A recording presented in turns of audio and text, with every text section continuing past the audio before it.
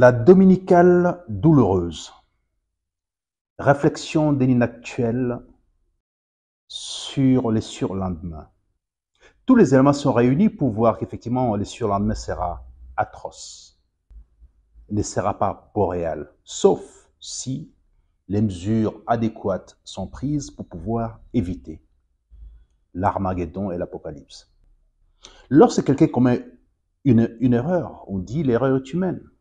Lorsque la même personne persévère dans l'erreur, c'est diabolique.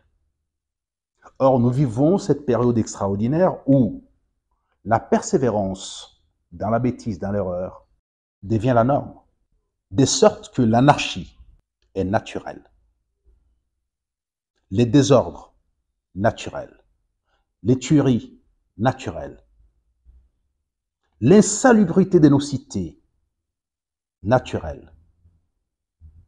À ceux qui réfléchissent comme Dante, ou qui ont réfléchi comme Dante, pour voir effectivement les couleurs de l'enfer à Kinshasa, les routes défoncées, les immondices partout, l'insalubrité devenue la nature même de cette cité. Et les gens se prévalent de dire qu'ils vivent tout naturellement. Les officiels traversent ces mêmes rues, insultent, critiquent, alors qu'ils sont en responsabilité. Nous sommes la cité la plus insalubre de la planète.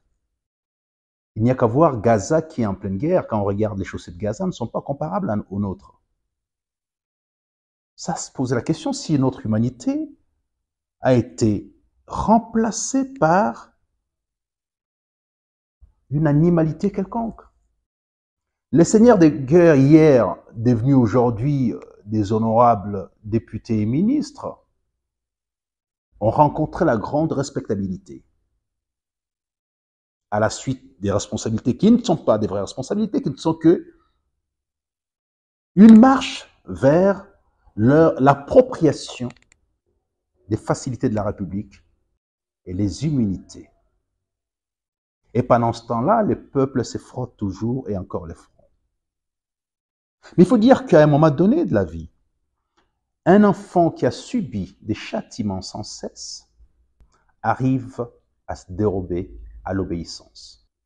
Un peuple qui est meurtri, sur lequel on fonde tous les espoirs pour gagner un siège, mais à qui on n'accorde nul droit de vivre dignement, lorsqu'il a séché ses larmes, se dérobe tout autant à l'obéissance. Alors, on a affaire à une autre forme d'apocalypse et d'Armageddon. Il est temps qu'on arrête ce train de la folie, qu'on revienne à la raison, faute de bons sentiments.